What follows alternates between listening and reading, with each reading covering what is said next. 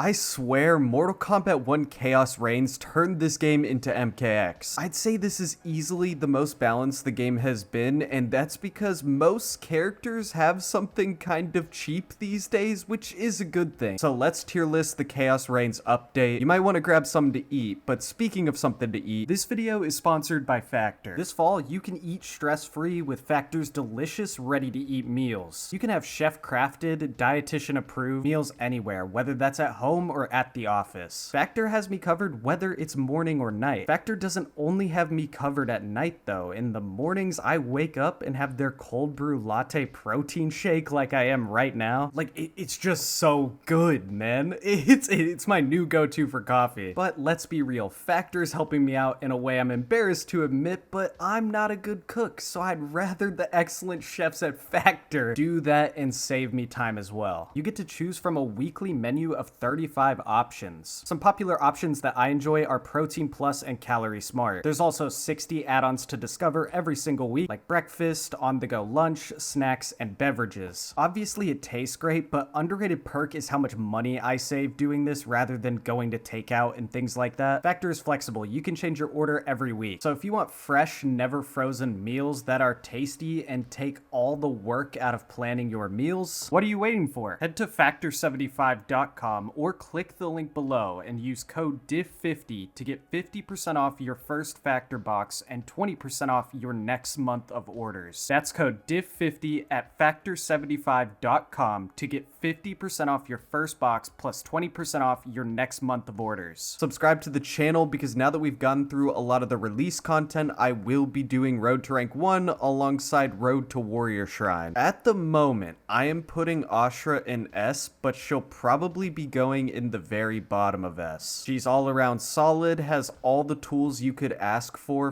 a main fighter. I know these days she's much less played, but I can't see myself putting a character below S that has one of the farthest high attacks in Forward 2 in the game, has a +5 projectile that hits mid, has a move that basically gives her a run button where she just fades through everything in Dark Stance. First hit overhead combo starter, first hit low combo starter, second hit overhead combo starter, second hit low combo starter. I think Ashrah's biggest crime is that she's boring and she still has to use the same general cameos she always has. I'm throwing Ermac in A tier. I agree heavily with Foxy Grandpa. I have seen the light. Ermac has only gotten more and more developed as the game has gone on. One of the top 5 normal strings in the game in Back 2-4. One of the best auto shimmy normals in 1-2. He's got a safe launching confirmable overhead. Best movement in the game. You don't realize how fast Ermac traverses the screen plus his cancel pressure. Meterless damage, builds meter super quickly himself, just like Smoke. And a move that makes him invincible, and it's not like it automatically drains meter. You need to be hitting him, otherwise he puts it on for free as just like a safety net just in case. It doesn't cost him. With his armor being pretty weak though, that's what really holds him back from being an S. All the S tier characters kind of have to have good armor. Actually, I say that, and Homelander's armor is one of the worst in the game. Yep, that's just how broken Homelander is. Baraka goes in B tier for me, and it's really for no particular reason. He's still the same character that he was in the previous patch, and I think there are multiple other characters that were around his strength before that have improved with this update, so I think he would sit at the higher end of B for me. It's one of those things that with the Kano eye buff that's giving a bunch of characters tons of damage, I would expect to see more Barakas just thrown on Kano and getting, but you really don't. Baraka is definitely kind of a jack of all trades character. He has some plus frames, he has overhead and lows that are kind of slow. His mid is slow, but it also is kind of funky and gets people with the low. I'm putting Shao in B tier at the upper end, but this pains me. I do want to put him in A tier. Somebody posted a clip on Twitter of Shao Kahn versus Scorpion. If he uses Shujinko, he gets a reset mix-up. Like, he can just walk you down and 100% you if you don't guess right. So as a Scorpion main that has had that happen to me twice now, where I'll win a match, get swapped over, and then all of a sudden I'm guessing for my life, he feels better than he probably is in most matchups, because in reality, you don't want to choose Shujinko, and his Movado damage off the trap got nerfed. Brother Havik. Get in S tier, dude. Havik is a machine. Like, I don't know if this is okay what Havik is doing. He has 2 different armor attacks, and one of the armor attacks is an option select to like 46% damage, it feels like. We're in training mode because I'm going to show you this, but also, who decided to give this man with overheads, lows, all those things that he can launch off of with Scorpion, 6 different strings that are plus on block, and not just like +1, like +3 or more. So you have 2 armored attacks, some of the highest practical damage in the game, 60 to 70% almost guaranteed combos, 50% into safe jumps, and so much more that Havik was already doing before the buffs, dude. He's a wild character right now. You should learn him if you haven't. Okay, but look at this. This is basically hit confirming armor. That was so basic, right? 8 hits, 40%. So you can already imagine that the better Haviks are doing like 46+% right there, man. How is that fair? All other armored combos in the game get this crazy scaling pretty much, but because Haviks originally was 10 frames on the armor startup, it must not have had that scaling property put in, but now that it's 6 frames, it's actually armoring a ton of moves. See, the thing is, if your opponent messes up and Scorpion ends up dropping, you still are getting a combo, man. Like, no matter what you do, you win. He needed it, though. He's super high on my tier list. Geras, I feel like I'm gonna go ahead and throw both Geras and Omni-Man in C. I don't know if Omni-Man is actually this bad, but maybe I'll adjust it at the end. I want to talk about their 2 new overheads. It's like they both have the exact opposite problem. We've talked about these characters a ton of times on what their perks are. In Omni-Man's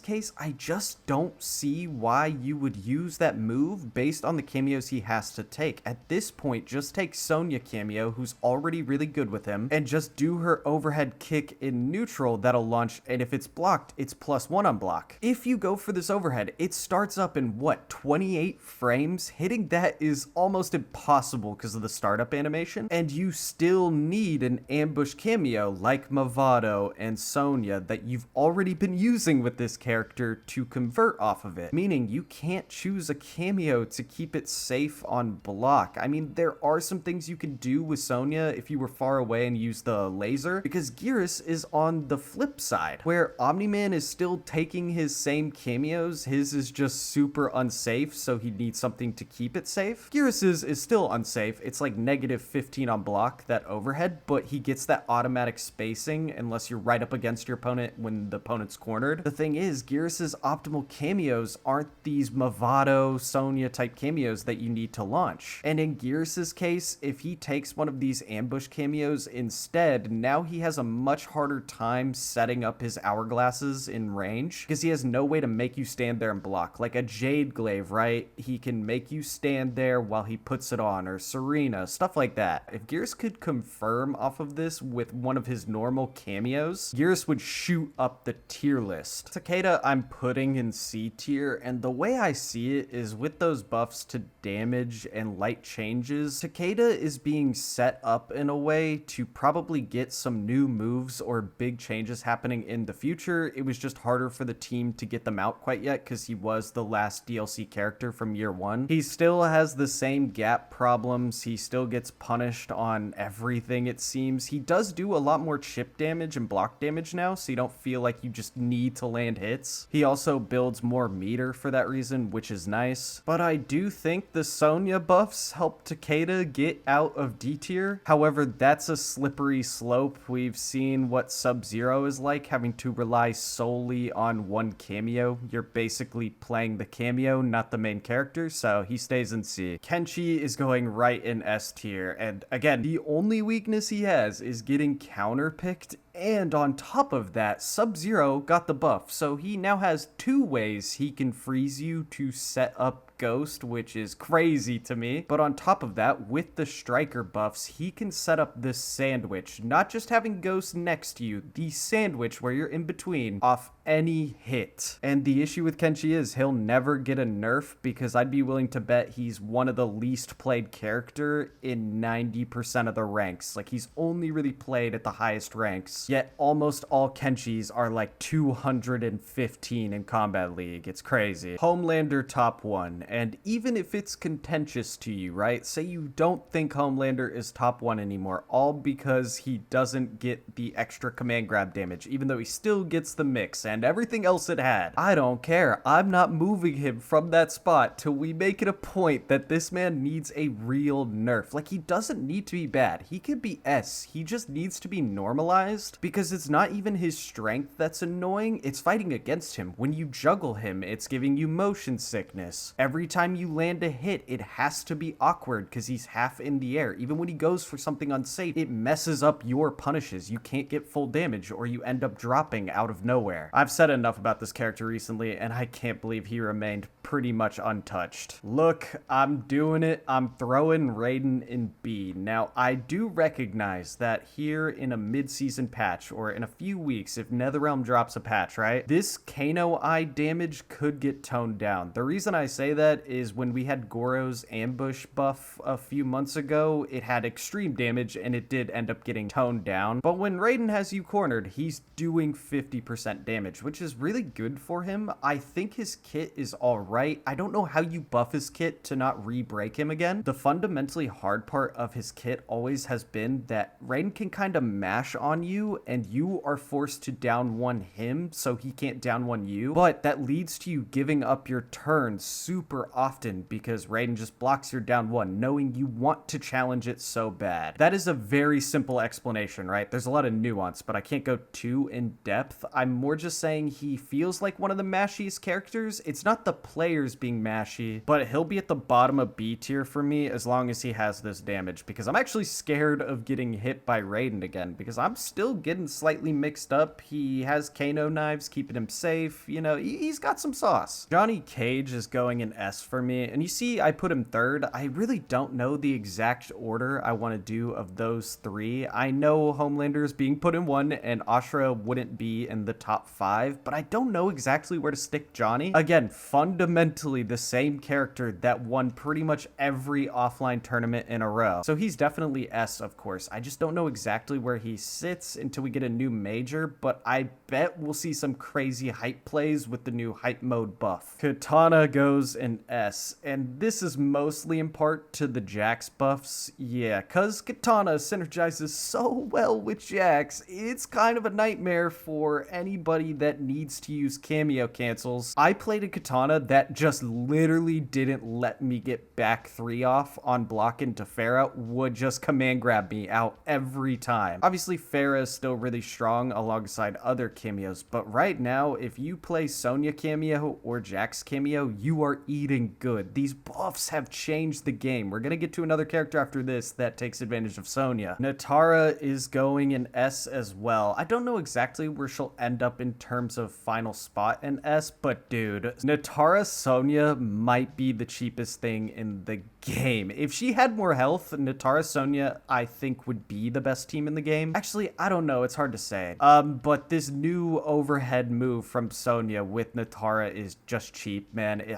It gives me nightmares already because she can be moving around in the air so much. If you try and do a single thing, right, she'll immediately cancel into Sonya. Beforehand, what she was doing is just insta dive kicking herself. I mean, we saw how annoying that was when she would dash around, and with the new dive kick buffs, every time you did anything, she would just dive kick launch you for a ton of damage. Now she doesn't even spend her own resource or risk it. She just calls in Sonya to do it, and it's just as fast. Sub-Zero is going in C tier for me, and a lot of people are probably wondering why I don't put Sub-Zero in D tier. The only realm of reality that I can think is that Sub-Zero in the low and middle ranks has a really high win rate with Chameleon and is super annoying to fight against. I mean, think about it. He kind of gets a dive kick too that's really cheesy, so if you're not as great of a player, that's going to hit you, full combo you. He gets overhead low mix that he can convert off with Chameleon kind of with ease. Armor is a low slide that starts up pretty fast. Again, low middle tier people are getting hit by that, and then Chameleon full comboing off of it. But fundamentally, at high level play, he is not a good character. He doesn't do enough damage, especially with these DLC characters, all three of them doing insane damage. His Ice Ball is borderline pointless. There's a lot of things that could be fixed about this character in my opinion, so you're kind of thriving off the dive kick and Chameleon. I'm not gonna lie, I think that does buff sub because you could do 50-50 resets on a restand. So if you go like this,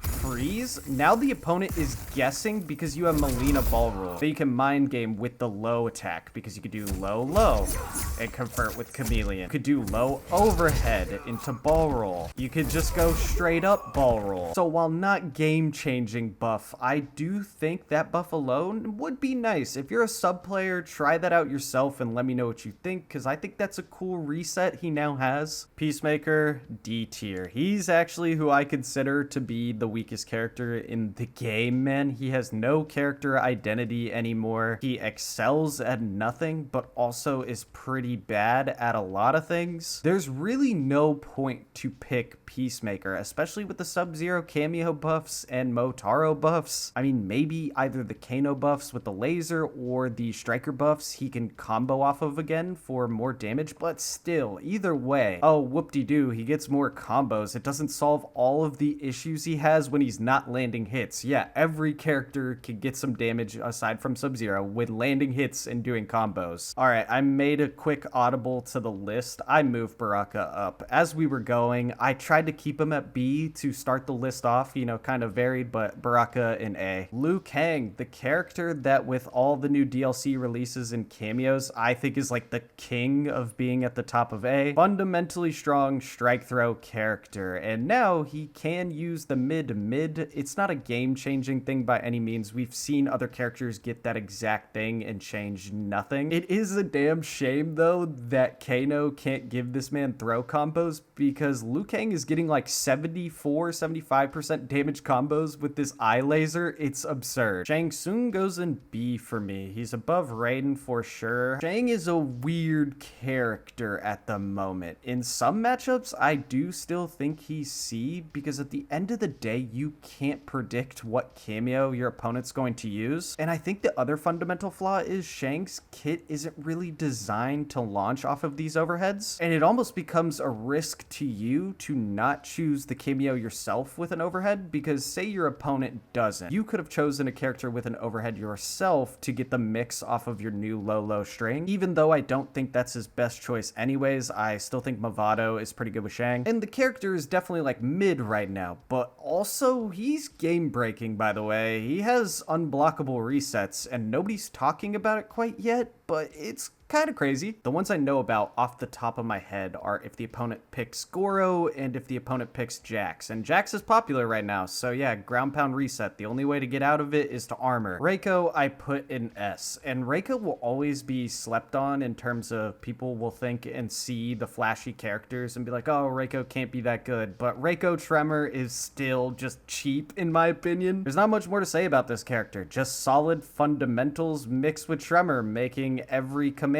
grab hit like a dump truck, dude. It's wild. And so you're just guessing to not lose the round almost instantly, it feels like. And then if you do space him out, he's using the best projectile in the game. I'm gonna put Reiko above Havik just because, you know, we gotta wait a little bit longer on Havik before I put him any higher. We need some offlines, even though I've been watching all like the Havik pro players like Wise Gemini play it, and you have other pro players actually mad at how good that character is, but I won't stick him in top 5 yet. Sindel, though, I still think is top 3. Sindel Tremor is too good. Again, don't fall for the fact that a lot of these OG roster characters don't look as flashy as the 3 new DLC. Fundamentally, one of the hardest characters to take a life lead back from, one of the hardest characters to get in on, and that's such a pain because once you do get up close to Sindel, if you lose your turn, all of a sudden you're kind of in a blender. No matter what meta Sindel's playing in, she's gonna be good. I mean, whether whether she has infinites like she did with Sub-Zero cameo at the beginning, or now she's using Tremor. Very, very strong. Rain's going in A for me, and I don't know if this will stick around, but because of how long back 3 stuns for Rain, he can do the Kano I combos and do absurd damage. I mean, he can always use Cyrax on top of that. I just think that Rain is better than people think. Only weakness really being that his optimal combos are hard to execute. Not much to say about him. There are characters that do traps better and such, but I think with the Kano buffs, if he wants to try that, that is really fun. Scorpion is going in S, and this might be a biased placement. Again, in terms of the S tier characters, it really depends on who your own character matches up into worse that you think is better. I don't know if that sentence made sense, but if your character matches up poorly into Johnny, you'd probably put him at 2. But Scorpion, to me, with the Jax buffs, is a risky pick at the moment. At the highest level, when I was running sets against the top players just in a King of the Hill for fun, the Jax cameo counter pick is really strong. Pretty much you can't use back 3 that much anymore. I mean, Nitara is a character that makes back 3 obsolete. He just really runs into that issue. But the thing I will say is the back forward 2 buff is so nice. It's such a good quality of life change. He feels good after armoring, but the main reason it was done was to give him more cameo options that can combo off of that. That way you can use 4-3-4 into back forward 2 and then combo. It does give him a safe jump, and probably the scariest thing for people is going to be that Jax is really strong with Scorpion. He's probably his best cameo at the moment, and I know when Javier beat Mike Trelinsky at EVO, people were not happy because it's not the most exciting game plan, but you have to remember at that time, back 3 wasn't cancelable, teleport cancel sucked, so I don't think it's that boring now, and also you get a lot of damage with Jax, but yeah, you are going to see it. If you go into the Scorpion group chats, everyone's kind of realized that now ending in back forward 2 gives you these really nice Jax setups. Okay, honest placement for me, Kung Lao is going in C tier. I think while the hat is nice, he gets good damage off of it and things like that, and spinning and moving across the screen fast is nice. Safe armored launches were what made Kung Lao, one, annoying to play against because it paired well with his dive kick to go straight into armor. He's just fundamentally not the same. He has to spend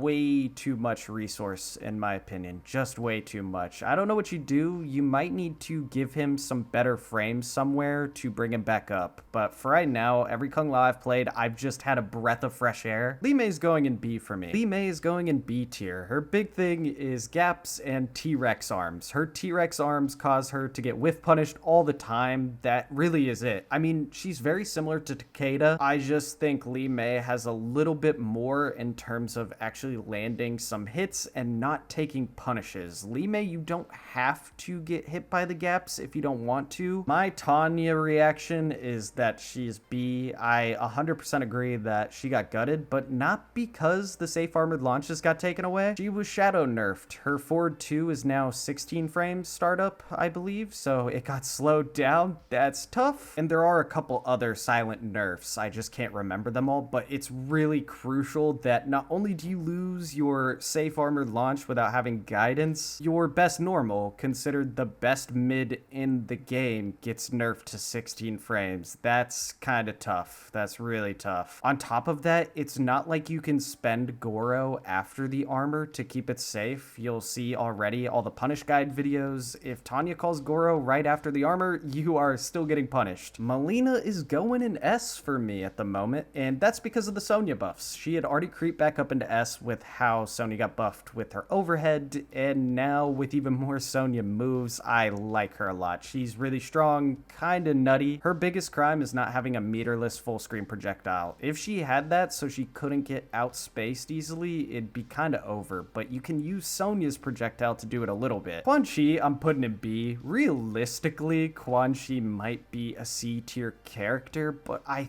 think that's what's so good about him. If you don't know what you're doing against it, he steamrolls you. He feels top one. In certain matchups, there's less a character can do about it. He's putting up armored portals all the time. A really goofy character in general. He's one of those characters I think is just in here for pure fun. Like, you just do the craziest, wackiest stuff, so he's not too bad, but he's definitely not great. He's not going to easily win a tournament. Smoke is going in C, and now online, right? I am putting Smoke at the upper end of B, if not low A, but offline, right? Like, when you can see everything, those cancels are not real. Armor is one of the worst in the game. Like, it's actually terrible. But again, I always say this about Smoke. The way you beat him is counterpicking him, which is why online in Combat League, he is much better, like B or A, because you can't counterpick him. But in an offline setting, I think I gotta put him C here. Just know that he's an online warrior. He's MK11 Scorpion, where online on higher pings, he dominates, and then the better your connection gets, like, imagine the amount of times he hits those forward 4+ frames. On better ping, 50 ping to 100 ping, right? On 50, you'll see it on time and duck the plus frames. On 100 ping, he's getting plus every time because of how, like, delayed it is to get to the animation. Hot take, Reptile is going mid A. Like, he's pretty good, you know? He feels complete, man. I don't know what to say about it. He feels nice. I like that character a lot. I like playing him with Mavado a lot. He can win games. Go watch any of your favorite streamers, pro players. Reptiles steal games all the time because it's hard to block that, and then he converts into crazy damage with Mavado. Super solid. Gets every option. I don't know if he'll win a tournament versus some of these meta picks right now, but, you know, he's solid. He's good. I might put him above Ermac. Okay, it's time for the DLCs, and let's start with Noob Saibot, because yeah, I wonder what you guys are gonna think about this take, but this is me personally, and I know a lot of people agree. At the competitive level, Noob is definitely in B tier for me. He's not bad, he just, like, he's all about damage. He's kind of forced into taking Mavado because you could convert and get damage off of everything. He does have some built-in mix and things like that, but at the end of the day, it's hard to be consistent when your clone is going away often. Your pokes are super stubby. And on top of that, his forward dash speed is pretty slow. So he hits like a truck, and he has things he can do. I just think once people actually know how to block everything, he needs to work really hard to open you up in comparison. If you think that's a hot take, it's really not. The general consensus, if you look anywhere on Twitter, is yeah, it's just Noob is good. Don't get me wrong, but he's not as good as the other two. Sektor is going in A, but I'm actually putting her higher than I might think she'll end up. She's the jack of all trades character that does what the good characters do that's like cheap, but then her frames just aren't all that great. She needs cameos for most of her damage. Her overhead is a little bit slow. Counter zoning is great, and again, she's just jack of all trades. She can zone, she can counter zone, she can get those big damage combos, but without the frame data, needing to pick cameos for the damage, it's just like armor break setups and things of those nature can only take you so far. It's kind of the same problem with Noob. Like, his pokes are not very good, so at the end of the day, once you figure out what you're doing against the character, all of a sudden pokes become the most important buttons to win. Still super strong and super annoying right now, though. If you want to have fun, I recommend playing Sektor, because I think Noob is a blast, like the spawn of this game, but Noob is probably one of the hardest characters to learn well in this game. Sektor is pretty dang easy. And Cyrax. And hot take, I mean, we don't know for sure. Cyrax is top 3, dude. This stuff is absurd. You guys hated Scorpion Farah resetting you for 100%. Bro, just look at this in an online match. It's absurd. As soon as she nets you, it's Cyrax. It's so funny that it's Cyrax that is this good. As soon as she gets a hit going, she's going to net you, drain your meter, get into bomb setups, and you are guessing overhead, low, throw. All 3 of which combo and re-loop itself back into the net. But it's the fact that it does it with Cyrax. So at one point in it, you just lose all of your meter. Like, you can't even armor out of it because cameo Cyrax never runs out of nets to throw. On top of this, armor break setups, good damage. A teleport that leaves the bombs on the ground, nuts. I mean, Cyrax is super good. I wonder what will happen if everybody starts playing Cyrax, because the design philosophy of Sektor and Noob was like, oh, make them fun, exciting, flashy, rounds go fast. Cyrax is literally just making you sit there, hold the block button, button, wait for it to get to the point where you need to guess for everything. You get hit again, you have to wait another 15 seconds for the next one. Meanwhile, all your meter is depleting. So that overhead into low move or whatever, oh gosh, bruh. It's gotta be one of the best characters in the game, the best reset character in the game. Shades of MK9 Cyrax. I don't even care if later down the line that turns out to be a little high once we fully figure it out, because right now this character is a menace. Everyone rage quits against it essentially. Like once you get put into the loop, you're done. So that's it for my tier list. I'm really happy with this update because look at how high we trend towards S this time. This update brought in a lot of good characters. So I'll catch you guys next time. Thank you again to Factor for sponsoring this video. Peace.